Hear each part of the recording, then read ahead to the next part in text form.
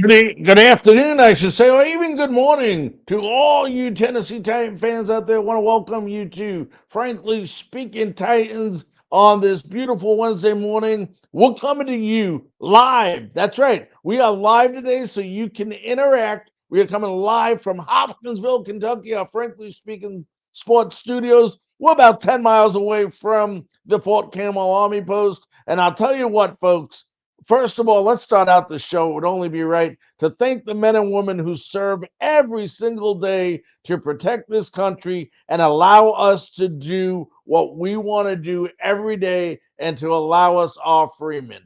For all of you, I thank you so very, very much. And we're glad to be right down the road from you. Folks, you're able to interact today. That's right. We are going live. So if you are a Facebook member, just go to StreamYard.com/Facebook and you can go ahead, interact, and it'll allow us to use your name and actually show your comment right here live on our show. That's great. We're coming to you today on NGSC Sports Network. We're also streaming live on Facebook, YouTube, LinkedIn, Twitter, and Twitch. We're live on all the shows. Go ahead, interact. Let's have a great show. We are going to, unfortunately, we got to recap the dismal, humiliating, depressing loss to the Browns.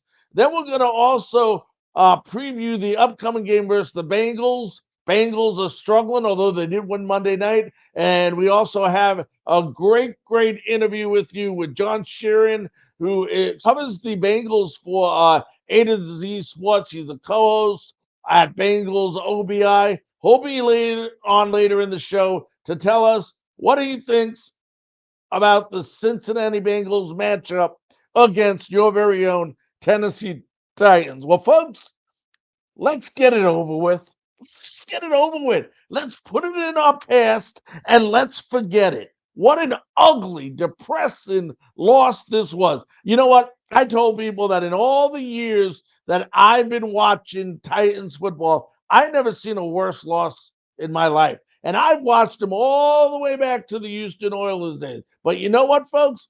Every single aspect, every single aspect of our game, except for Nick Folk, which has been, usual this year, has stunk.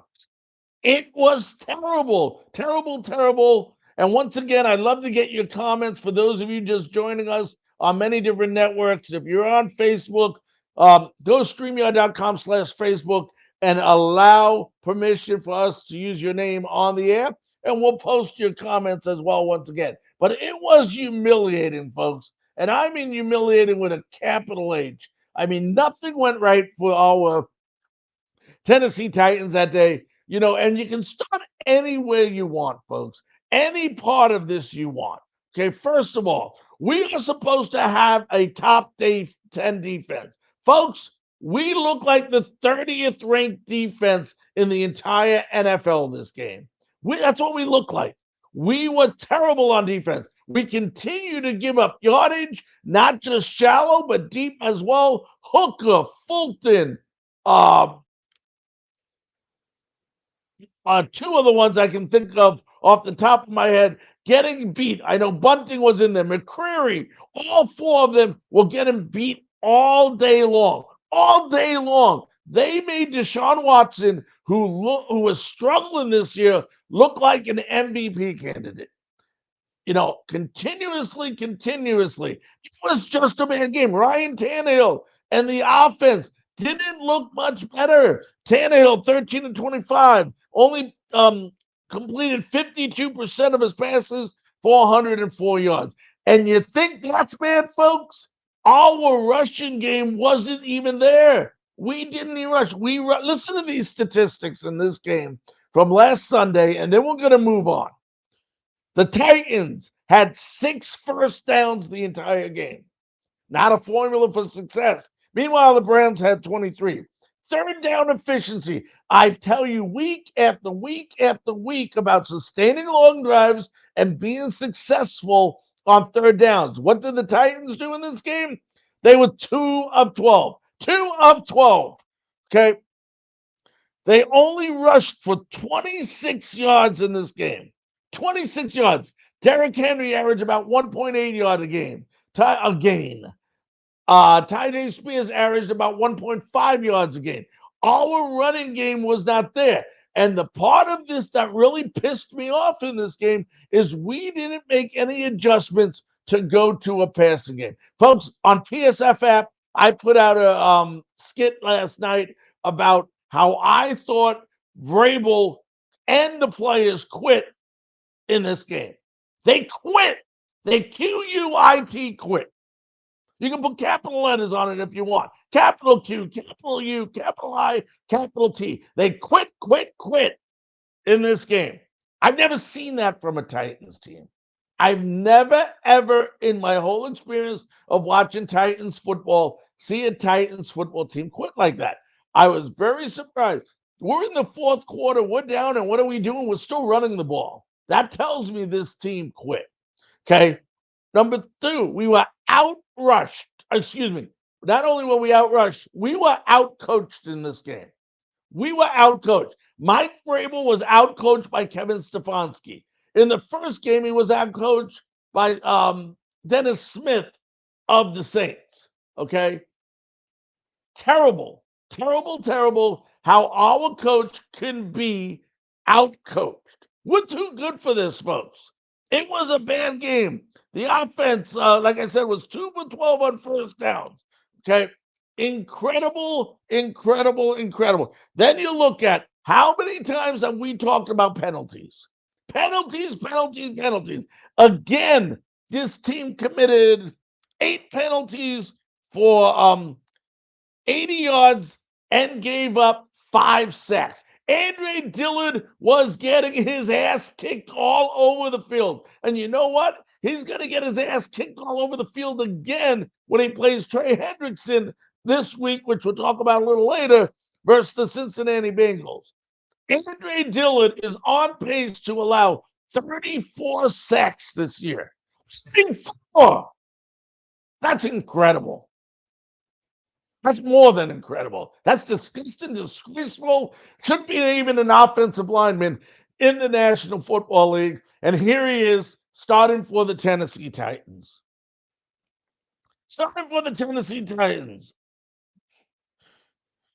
The Titans football team only possessed the ball 21 minutes of this game. 21 minutes, okay? To be exact, 21 minutes, 31 seconds. Not only were they giving up big play, they were missing tackles. But folks, when I look at this game, the biggest disappointment, in my opinion, and I'm sorry, I know a lot of you folks, you can leave comments. We're live. I'll put them on here. But Mike Vrabel has to be the problem here. When you continue to have penalty after penalty after penalty, stupid penalties, unsportsmanlike conduct, interference, false starts continuously, that's on the coaching staff. That's coaching. No discipline, no accountability right there, no consequences.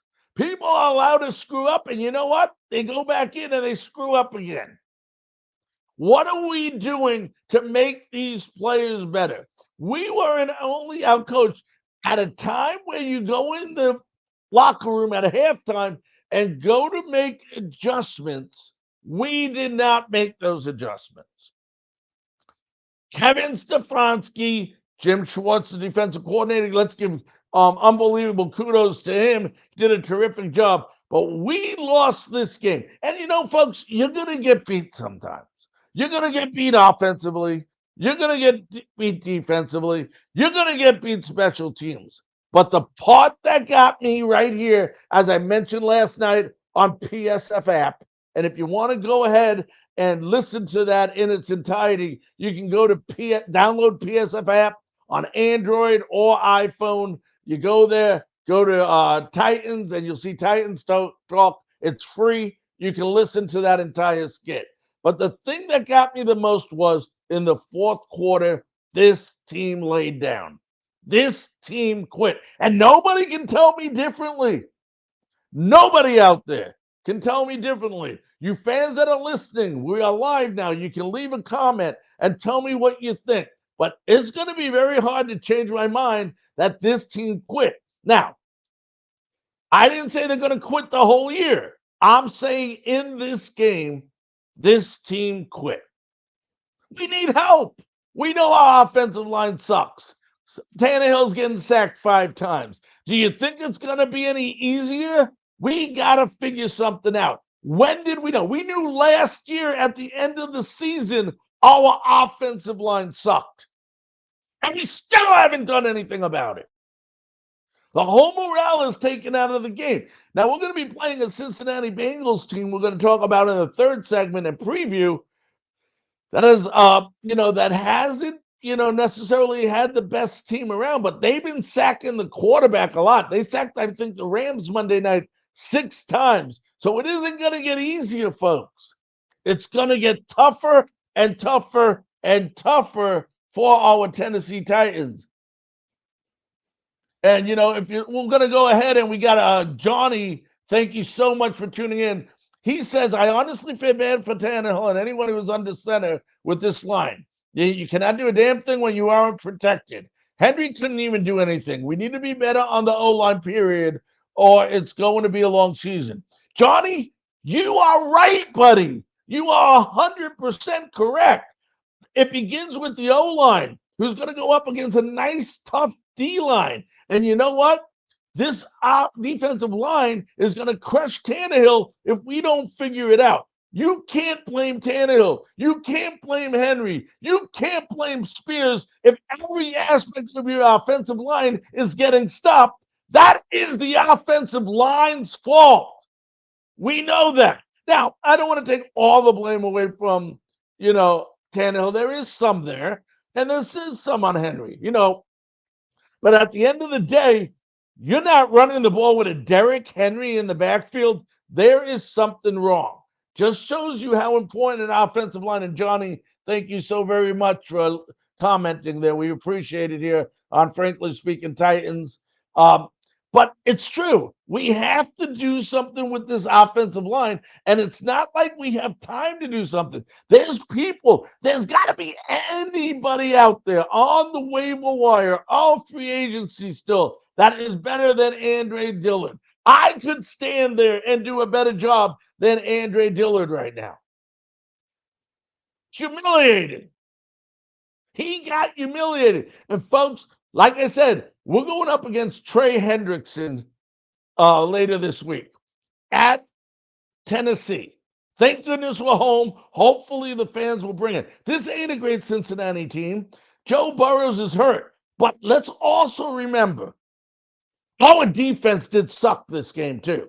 It wasn't just the offense, and you can blame the offense because the defense had to be on the field so much longer because we couldn't sustain anything, so they never got a fresh blow in this game. But our secondary has a lot of work to do. Why do we continue to allow 6-7-yard passes on first down and allow them a 2nd and 3 or a 3rd and 2? Very makeable downs. That is wrong. We couldn't stop a run right now, although we did better, but we still had issues. But our secondary covering is terrible. And our D line should get a lot more pressure and should have got a lot more pressure in this game. What do we have? We have 3 sacks in the game. It's not terrible, but we got to put pressure on Burrows. Burrows is hurt this week, folks. And like I said, we're going to talk about that in the third segment. We should. Now, what do we do now, folks? We forget. We forget. We got to forget this game. It is over. It is past. You want it to sting. You don't ever want that feeling. And hopefully these players went in the locker room and felt like crap. If they didn't, man, oh man, do we got the wrong personnel on this team. But you got to hate losing. You got to hate losing more than you love winning. And hopefully this humiliation woke this team up and made them realize we're not as good as we want to be yet. And we have a lot of work to do. Folks, we're going to take our first break of the day. And when we come back, we're going to go ahead and have John Sheeran, who covers the Cincinnati Bengals on with us. We'll be back right after these commercial breaks.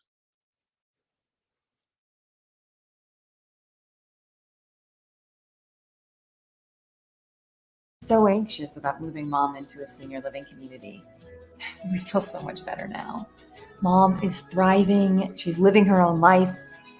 We're totally in debt to Phoenix Senior Living because they recognize that when it comes to Mom, everything matters. I can't thank them enough for giving Mom the life we so desperately wanted her to have. She has such a sense of purpose and connection now. Her whole life has changed.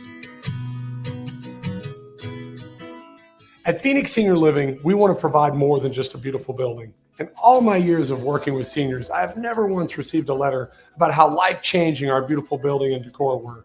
But I have received letter after letter full of gratitude and appreciation for the people who have given their loved ones the love, care, and attention they needed. For every senior in our care, we invest the time and energy getting to know them, their likes, their dislikes, their interests, their needs, because truly knowing each of our residents and their families is crucial to providing excellent care unique to just them. That's our vision, and it's one we'd be honored to share with you and your loved one. 13 Daggers Tattoo Studio is looking for a new tattoo artist. Must be established with a strong portfolio and good work ethic. Stop by today at 13 Daggers across from Patriot Park on Fort Campbell Boulevard. Clarksville's ultimate tattoo studio. Tattoos, touch-ups, and consultations. See the artist's work online at 13daggerstattoo.com and get the custom experience you want with killer ink. Book today and get pricked by a pro. 13 Daggers Tattoo Studio. Rockin' hard on the Boulevard. Ladies and gentlemen, welcome back to Frankly Speaking Titans right here on NGSC Sports Network. We're also streaming on Facebook, YouTube, LinkedIn, Twitter, and Twitch. You know, we just got done talking about the dismal week that the Tennessee Titans had. That is now over, folks. We have to put that behind us. You have to look forward. You got Cincinnati coming up at home, which the Tennessee Titans' only win of the year came at home. So that is a plus for the Tennessee Titans if you want to look at anything to try to get this team pumped up. But we're going to right now bring in John Sheeran, who covers the Bengals at A to Z Sports and is the co-host of at Bengals OBI. Let's welcome in John. John, how you doing today, buddy? I'm doing great, Larry. Thanks for having me on. John, thanks so much for being on. Hey, John, let me ask you this. It was, I don't know if desperation's the right word, but Monday night was as close as desperation you could get for the Bengals when they went in, they played the Rams with the banged-up Joey Burrows. Talk about how big that win was for the Bengals, who, if they lose that game, they would have been 0-3 to start the season.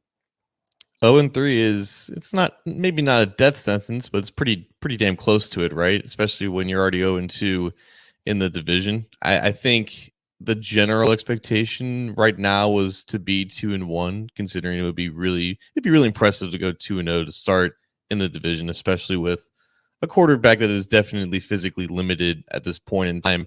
The Browns and Ravens prove to be really good matchups for the Bengals right now, and they're still finding their footing. So just going out there against the Rams, albeit not a very impressive defense, but they still have Aaron Donald who can still do some things, and he certainly did some things against the Bengals' interior offensive line. So just to go out there and kind of gut out a win is really all that anyone could ask for at this point, considering there's still plenty of ways to go for this Bengals offense, trying to work around the constraints that they're dealing with in terms of Burrow's overall mobility and his footwork being limited because of that calf. It's definitely still an issue that they're going to have to work through, but getting an impressive, impressive is saying the least, in a really impressive performance from the defense, 6 sacks and 2 turnovers from the Rams offense. That has still been pretty decent this year. It was exactly what they needed. And even if it wasn't pretty, a win's a win. No doubt about that. Let me ask you this. Did they make a mistake by allowing Joey Burrows to play in this game? In this game, maybe not. I think right now it's more hindsight of should they allow him to play to the start of the season, considering, what Jamar Chase said right after the calf injury happened.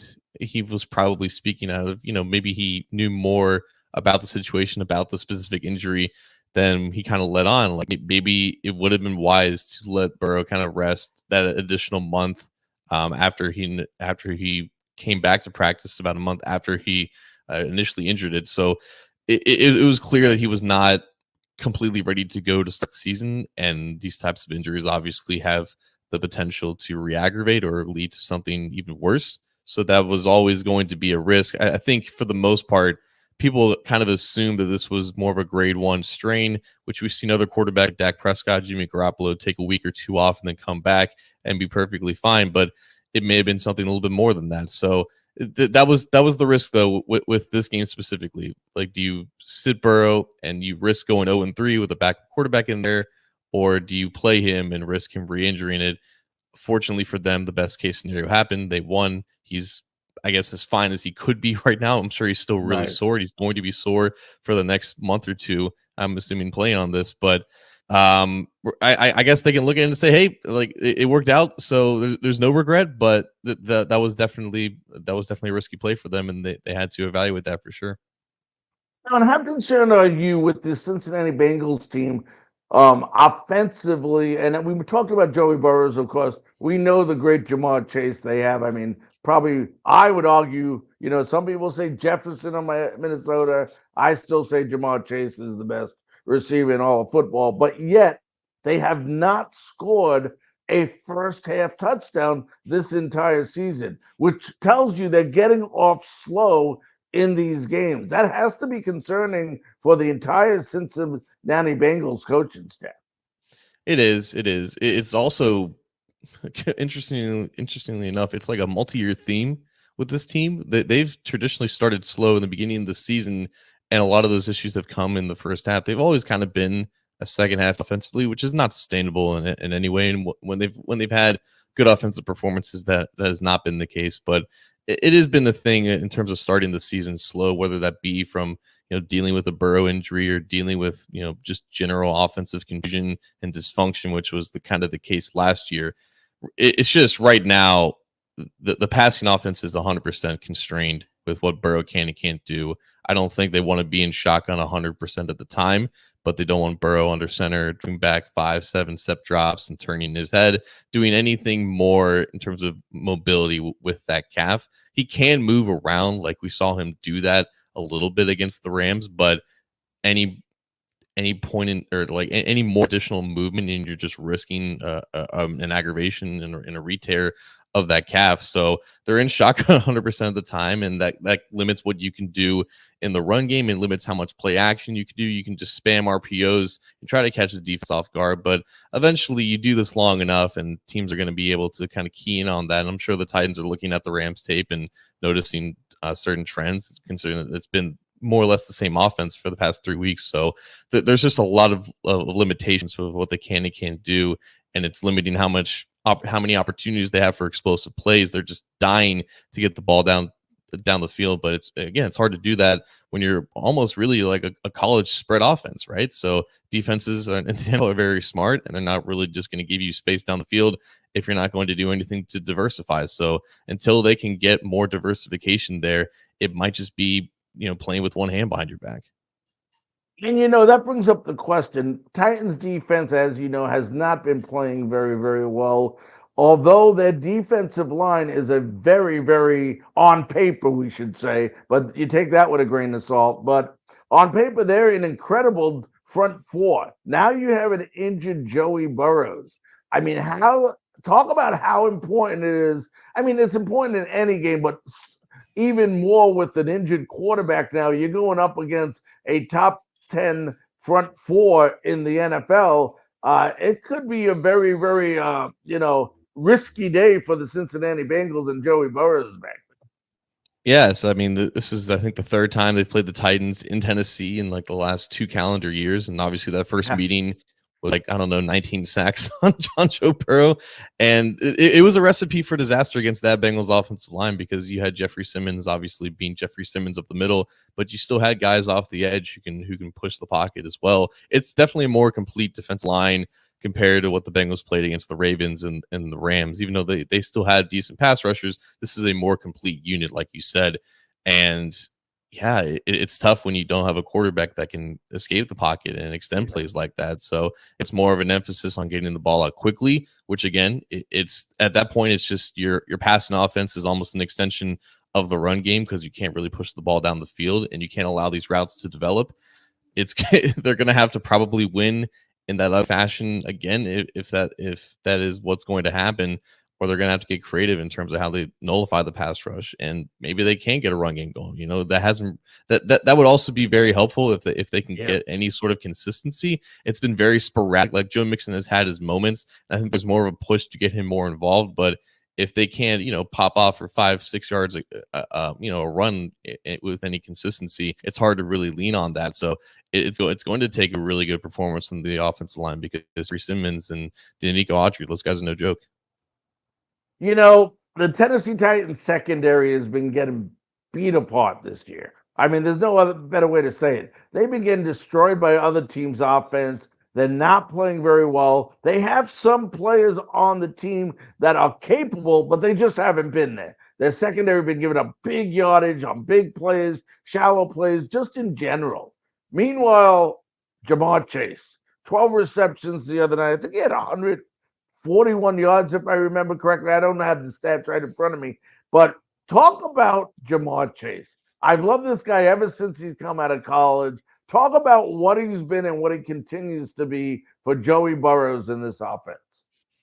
I mean, he's the number one receiver. I know, some people call it like a 1A, 1B situation with T. Higgins, and sometimes there are games when T. Higgins ends up producing more. But I think pretty much every game plan kind of revolves around getting Jamar involved, and there's no reason why he shouldn't have 10, 12 targets a game. I think in this one he had like 15, which sometimes that's how it goes, right? If you have a secondary that's kind of weak and you're able to move Chase around the slot, you'll be able to motion him in pre-snap and get him in different situations.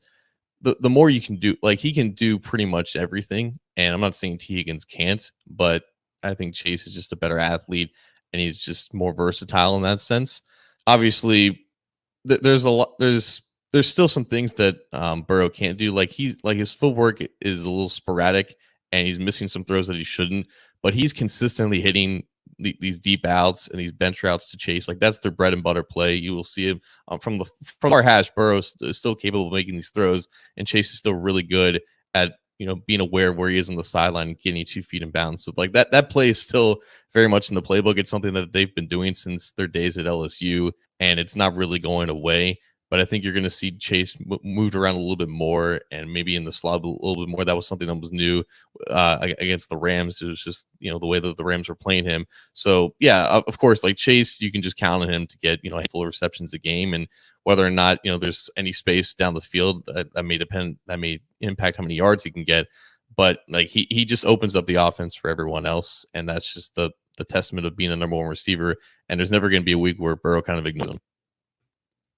And now, you mentioned earlier on Monday night, this Cincinnati defense was all over Stafford. What, I think 6 sacks, you said, in that game. If you're Trey Hendrickson right now, you have the Tennessee Titans you're going to play. And I'm sorry for the Tennessee Titan fans on the show, but it's one of the worst offensive lines in all of football. I mean, are you just foaming at the mouth right now to get this game started if you're Hendrickson and go after Tannehill? Yeah, he had a great opportunity last week. I think the Rams left tackle got injured midway through the game, and then the second half really just belonged to Hendrickson. It's weird because there's not like I don't put Hendrickson necessarily in the same realm as like a Nick Bosa or Myles Garrett, because I think those guys can win in more ways than one. Hendrickson just wins with speed around the edge, but he's really, really good at it, and his hand usage is really, really good. So if he has like like Andre Dillard at left tackle, like I'm not going to say he's a world beater by any means. Like, that's a matchup that Trey Hendrickson should win.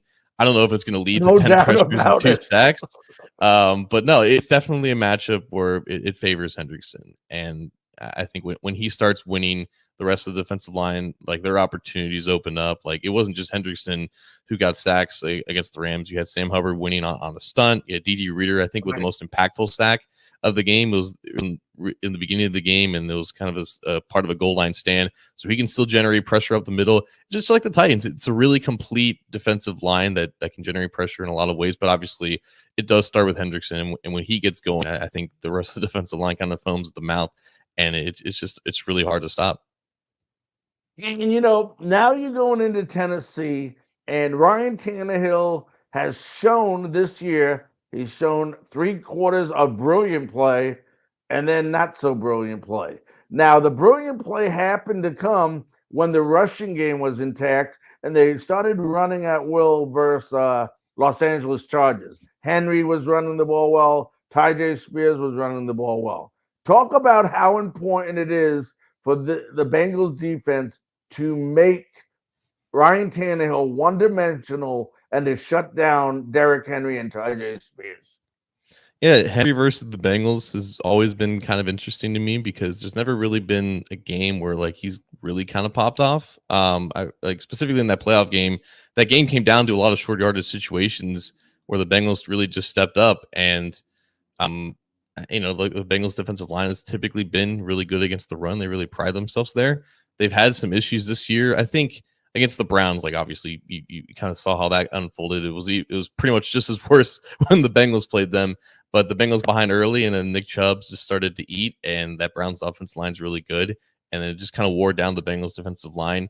And then I don't think the Bengals defensive line had a really good game plan to defend the Ravens offense, and their running game and their run defense really suffered there. So they kind of found their footing a little bit against the Rams. Like they had some troubles against reverses, but they stopped the base of their run game for the most part. So I think they're feeling a little bit better about themselves.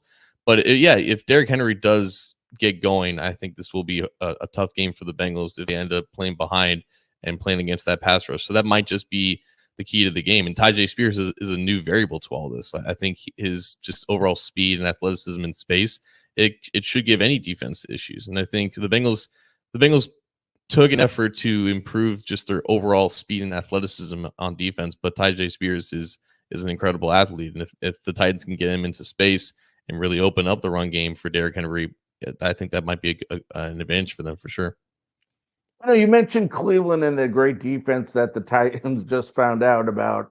Talk about the division the Bengals are in. This isn't this is not to put it in better terms, not a crap division like some of the other ones out there. This is a competitive, good division with the Steelers now rising up with Kenny Pickett there. You have, of course, the Bengals, Baltimore in there. And I'll tell you what, I know it was versus the Titans, and I really thought the Titans could beat Cleveland. I was really, really impressed with the Cleveland Browns. How do you think the Bengals fit into this mix this year in that division?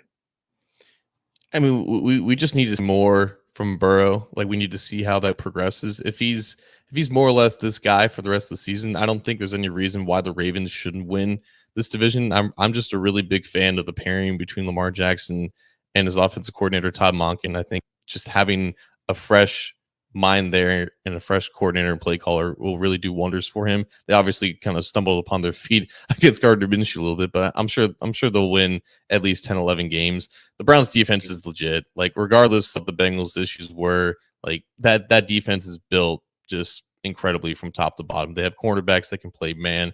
They have obviously Myles Garrett, who should average like 2 or 3 sacks a game. He's just that good. That whole defensive line, though, is just built better. It's better built to stop the run.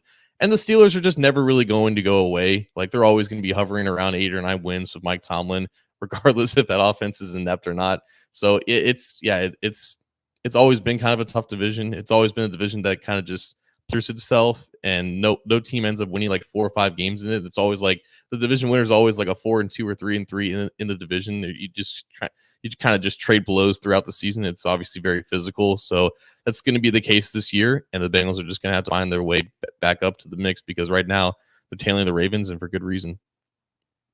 And one thing we didn't mention, and maybe you can give your thoughts on it, the Bengals are on a short week. Obviously, they played Monday night. So they have one less day to prepare, so to speak, for the Titans. This Monday night game that they just had, how much, in your opinion, do you think the short week affects a team that has to go from Monday to Sunday, or does it really not affect a team? I think it has a slight impact. Like today, Wednesday, they'll do a walkthrough, so it's already kind of Right. adjusted their week a little bit. They'll have their full practice Thursday, and they'll have some type of practice Friday where they travel. It would definitely be impactful if they were dealing with other injuries aside from Burrow. Like that's going to be the biggest thing. Like his week is going to be probably limited again, just because he has one less day to kind of recover. I think when he had one extra day last week to recover. The good news is his calf should be in a better place now than it was a week ago. So I'm sure they'll still take it kind of slow and they'll still keep him day to day in that sense. The good news is the rest of the roster, that I don't think they suffered any pretty significant injuries against the Rams. So they should be good in terms of health wise. And, I'm not going to discount just the impact of how rejuvenating getting that first win off your back kind of feels. Maybe the morale and the vibe is pretty good in the locker room. But sure, yeah, the less time that you have to prepare, obviously that makes an impact, and obviously when you have to travel as well. So we'll see how much that has an impact. All right, last couple questions. We'll let you run, John. What scares you the most from a Bengals perspective about this Tennessee Titans team going into this game?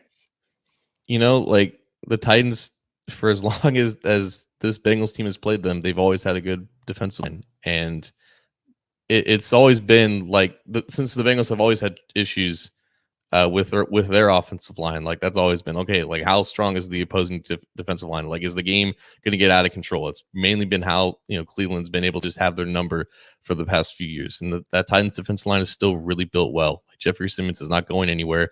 Danico Autry arguably was an even better player against them in the playoffs. I know they played last year as well, and the Bengals offensive line did better. And this Bengals offensive line is a better iteration compared to what the Titans may have played. But I just think about Burrow in the pocket not being his full self. Like they're just missing so many opportunities with him extending plays and getting outside and just doing anything different than just being shot and getting the ball out in 2.5 seconds.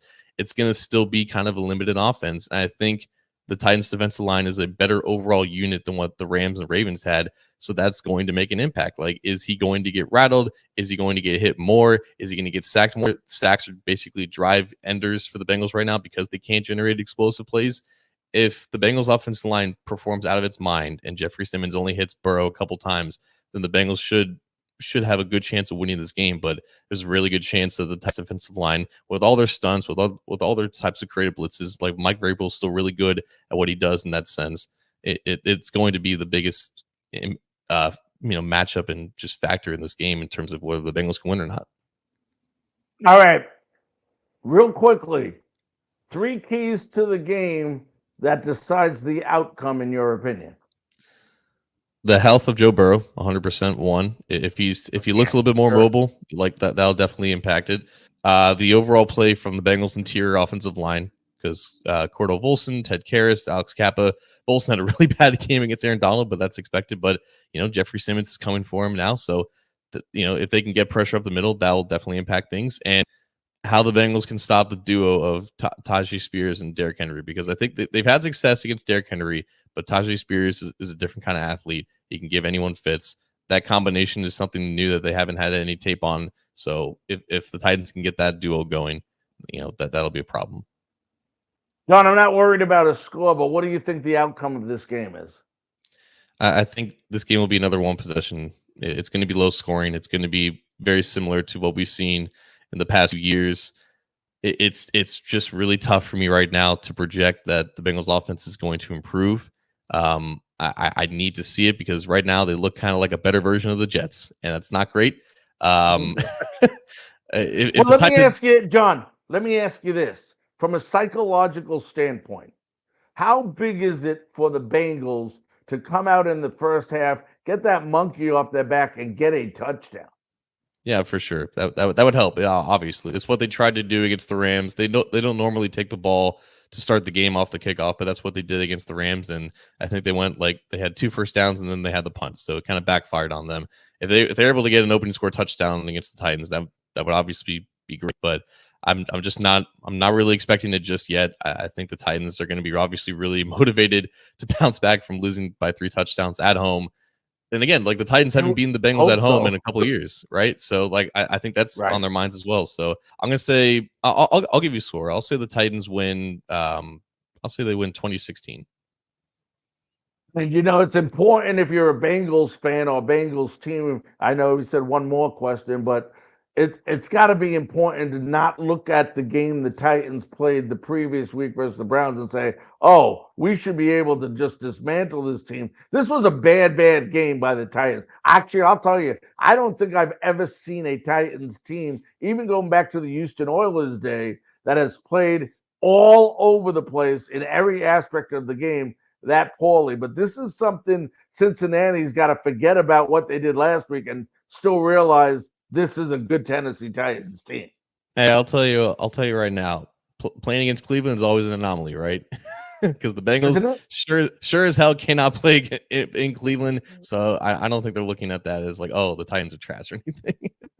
Right, we hope. Oh, hey, however they do it. But listen, my friend, I want to thank you so very much for joining us on Frankly Speaking Titans today. I know you're busy over there, so thank you so much, and stay safe and good luck this weekend.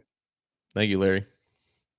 All right, ladies and gentlemen, that was John Sheeran, covers the Bengals at A to Z Sports, and is the co-host of at Bengals OBI.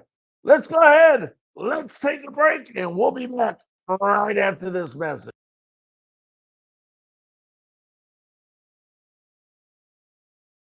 So anxious about moving Mom into a senior living community. We feel so much better now. Mom is thriving. She's living her own life. We're totally in debt to Phoenix Senior Living because they recognize that when it comes to Mom, everything matters.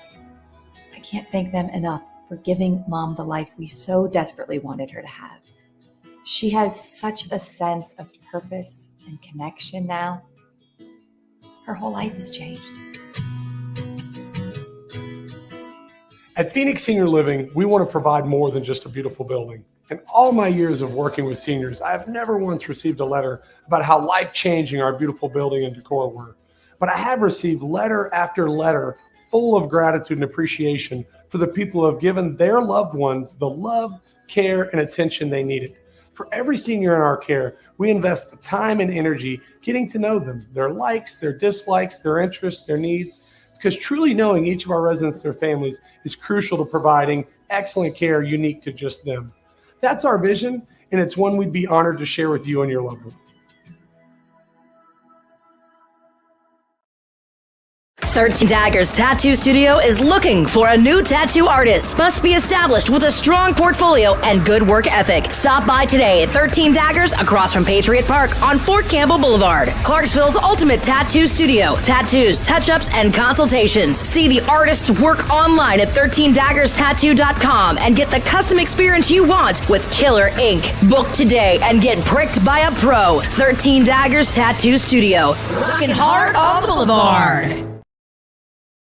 All right, ladies and gentlemen, welcome back to Frankly Speaking Titans live on NGSC Sports Network. We're also streaming live on Facebook, YouTube, Twitter, Twitch, LinkedIn. Oh, baby, we're on everywhere, folks, everywhere. Also, get involved. We are, like I said, live. So interact with the show. If you want to talk about anything, go ahead. If you're on Facebook, real simple if you want your name up there. Just go to StreamYard.com/Facebook. Allow them to use your name. We'll post your message right up on the screen. And even if you don't allow them to use your name, you'll come up Facebook user anonymous. We'll post it as well. Don't be shy. That's not what we're looking for here. We're looking for you to be involved and let us know what you think about our Tennessee Titans so far and what you're seeing for them in the future. So please go ahead, leave a message. Like I said, we are live. Go ahead and do that under the comment section. Well, folks, that game is over. It's time to look forward. Bengals 1-2 versus the Tennessee Titans 1-2. What is the key this weekend? Folks, it is so simple. It is so simple. I mean, there's a lot of keys to the game, but one simple key. And I don't think it's going to surprise anyone. We have to establish the running game. You have to have an identity. We had no identity last game. The running game was stopped. Both running backs average under 2 yards a game. We need to come out versus this Bengals team. You know, Nick Chubb, before he got hurt in the first game of the season, rushed for over 100 yards on this team. We need Derrick Henry to rush like Derrick Henry knows how to rush. We need Tyjae Spears to help. That is the key. Because if you make Ryan Tannehill one-dimensional, I'm not sure he can beat you. I'm just not confident right now in what I've been seeing in Ryan Tannehill, except for those 3 quarters versus the Chargers, that he could take a team on his back and bring them to victory. He needs help. He needs the running game because by running, the offensive line is going to protect him much better, or will have to protect him less because of the running game. This offensive line, folks, Andre Dillard, I'll tell you what, he gives up one more sack. They got to pull him and put somebody else in there. Nobody can do a worse job than Andre Dillard's doing. He's on pace to allow 34 sacks this year. You heard me right, folks. He's allowed 6 sacks in 3 games. Multiply 17 games by 2. What do you got?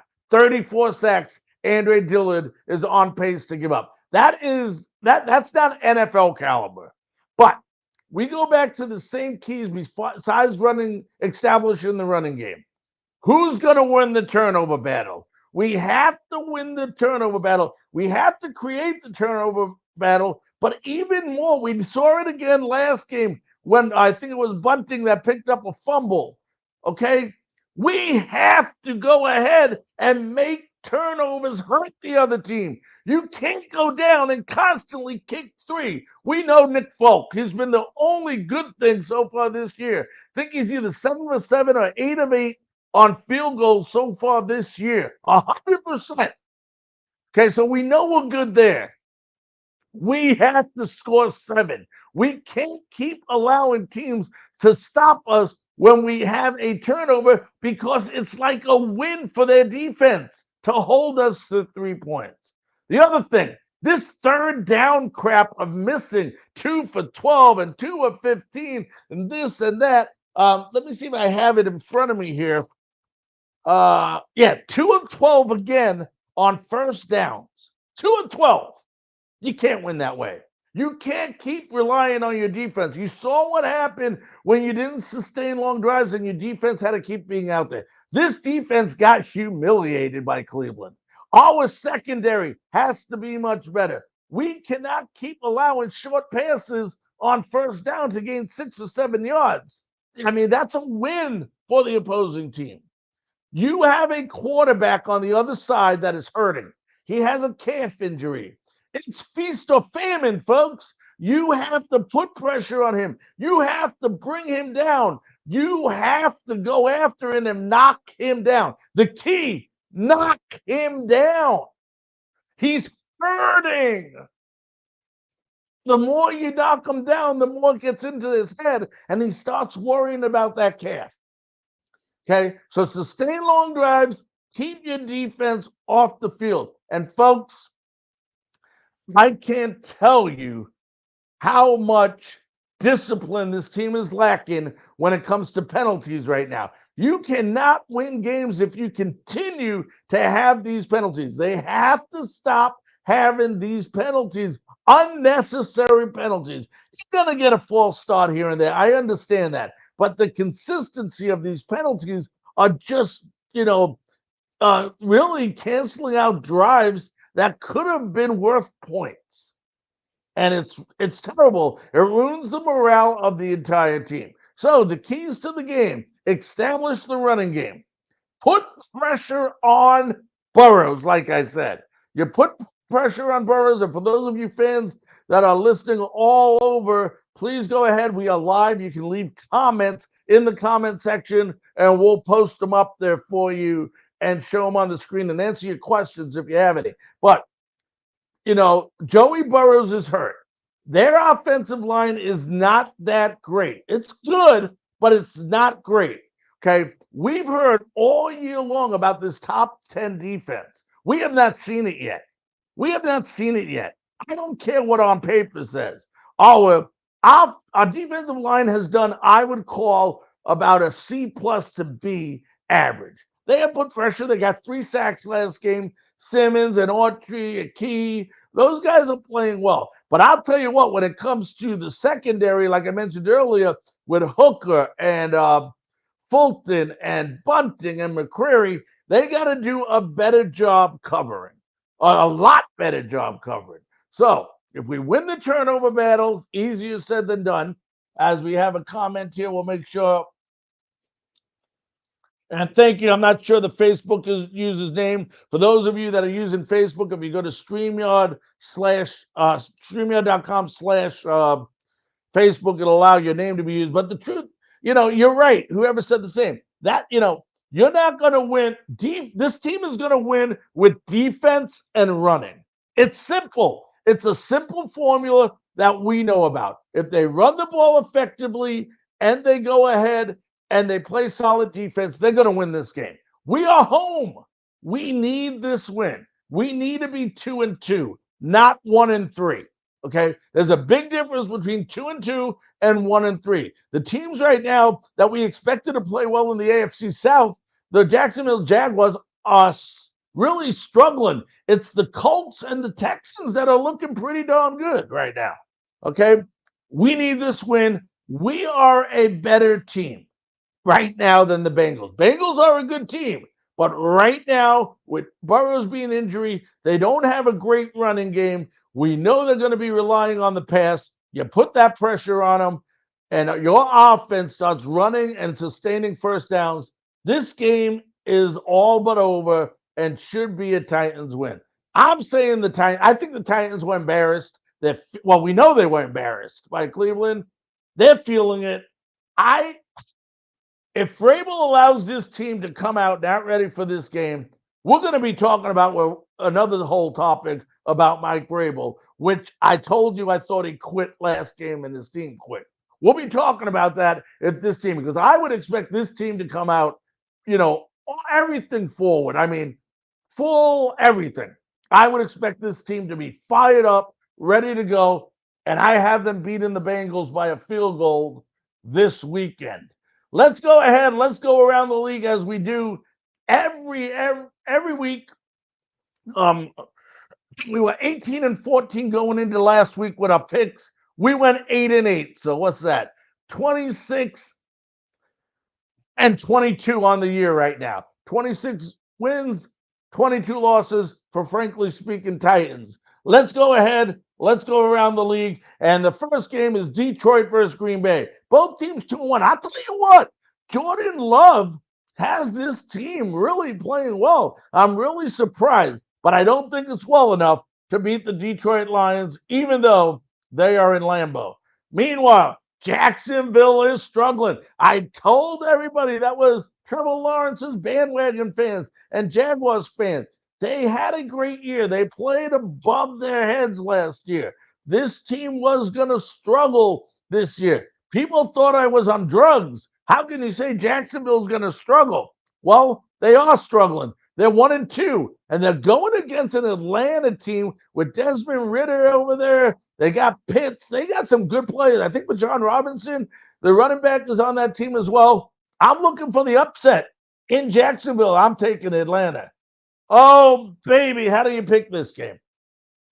How did you pick this game? Miami going on the road versus Buffalo. Miami is playing lights out. Miami is doing everything right. Right now, Miami might even be a better team than Buffalo. 70 points last game. I think Miami comes down to life after that 70-point win. I'm taking Buffalo over Miami. Meanwhile, the battle of 0-3 teams in Soldier Field, that might be the only thing going for either of these teams.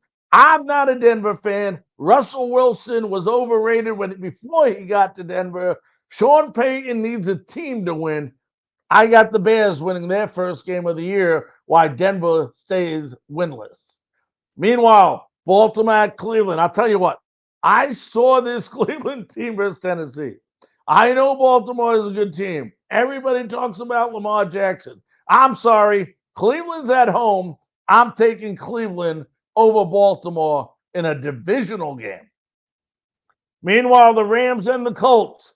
I'll tell you what, Colts have looked good. I don't know what the status of Anthony Richardson is, but Gardner Minshew is not a bad backup, and he looked pretty damn good. I'm taking the Colts over the Rams. Meanwhile, Tampa Bay lost their first game. This week they go into New Orleans. I told everybody before the year start, Baker Mayfield may look good game one. Look game two. He's going to be brought back down to reality versus Philadelphia, which he was. Guess what? I think Tampa Bay loses again in New Orleans to the Saints. Saints will take the lead in that division. They'll be 3-1. Meanwhile, let's go to Washington and Philadelphia. Philadelphia, they're 3-0. Guess what, folks? They're going to remain 3-0 as they will defeat Washington. Then you got, Minnesota versus Carolina, two undefeated teams. I don't think anyone expected either of these teams to be 0-3. But I'm going to tell you what, I said Bryce Young would have bumps and bruises. Everybody could have figured out that. He's a rookie. Most of your rookies are going to have bumps and bruises and learning curves. But this isn't Bryce Young's fault right now that they're 0-3. This is the ownership and the Scott Fitterer, the GM of Carolina Panthers, are the reason this team is 0-3. The reason why they're 0-3 is because they hired a head coach who should not have been hired. Steve Wilkes should still be the head coach of this team. And if he was, they would not be playing this poorly. Terrible move by Carolina. It's going to show again this weekend as Minnesota behind Kirk Cousins will win its first game. Let's go ahead. Let's look at some of our messages here.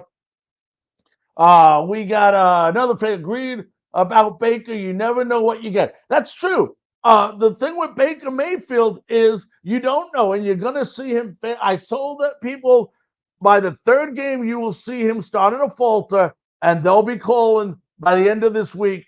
Kyle Trask's name will be called. Another Facebook user, Washington, no chance at Philly. That defense alone can win games. I agree with you, whoever the Facebook user is. I don't think Washington has a chance at Philly, but there's a reason you play the games, folks. I mean, we've seen things happen.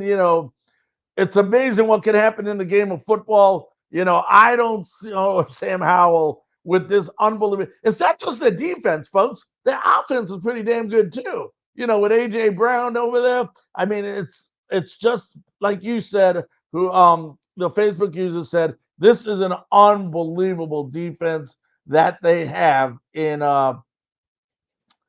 Philadelphia. Let's move on, folks, to more games. Where was I at? I think I was at right here.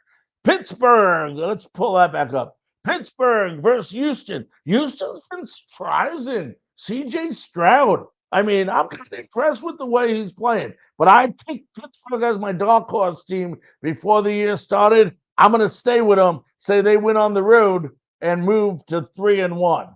Meanwhile, Las Vegas versus Los Angeles Chargers. Raiders are terrible. Raiders are terrible. The only problem is Los Angeles might be even worse. But I don't like Los Angeles coach.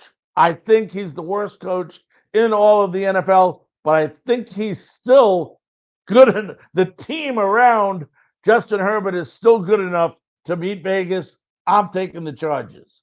Meanwhile, New England versus Dallas. New England, it's a long flight there. It's a longer flight home when Dallas whoops your butt this week. So I got Dallas winning that game. Arizona and San Francisco. Arizona comes to play. The one thing, they're not a very good team, but I give them a lot of credit because they play hard. This team is giving it everything it has. It's just not enough, and it won't be enough to beat San Francisco. Kansas City versus the Jets. Jets are, wow.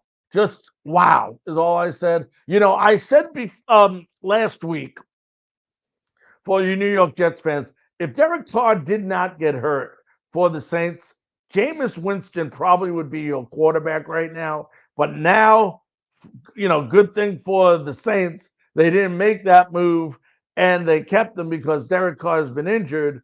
But I don't see Kansas City losing to the Jets. 2 games in a row. I mean, you got the Jets playing home, then you got the Giants playing home. I'm taking Kansas City here. Then Monday night, it's Seattle versus the Giants. You know, I expected the Giants to be a little bit more fired up this year. They just don't seem to have that aggression that they seemed to have last year under the head coach, and it's surprising to me. I'm real surprised. Seattle still has Geno Smith. They got some good players there. This might be a better game than people think. A lot of people I know are picking Seattle to win this game. Giants at home. Come on. 2 New York teams losing on the same field in the same week. Didn't happen week 1. Even without Rodgers when he got hurt. I don't think it'll happen week 4 either. I have the Giants beating Seattle on Monday Night Football. Well, ladies and gentlemen, that's my opinion of the week. We talked about a lot of things today. Let's forget. Titan fans, we have to forgive and forget. We had a rough day last week. Let's hope we learn and prosper from the bad things we saw last week. If we learn from it, hey, it's only 3 games in. We're only going into week 4. Okay? That means what do we got? That means we still got 14 games left, including this week, 14 games left.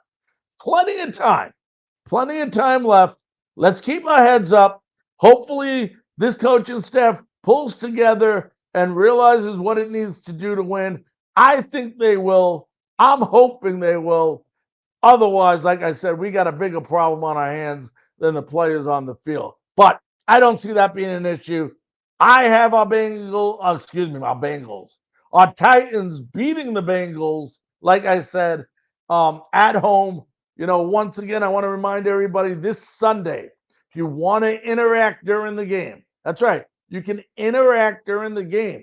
Unbelievable app, PSF, Pro Sports Fan. Go to it, join it, interact with it right during the game. I'll be hosting it. You can interact throughout the game. You can talk about what's happening good, what's happening bad. It's unfiltered. I mean, we keep it respectable, but it's still unfiltered. Who knows? We might even bring you on the air to talk to us why we're doing this show. You just never know. It is live. Once again, the PSF app, Pro Sports Fan app.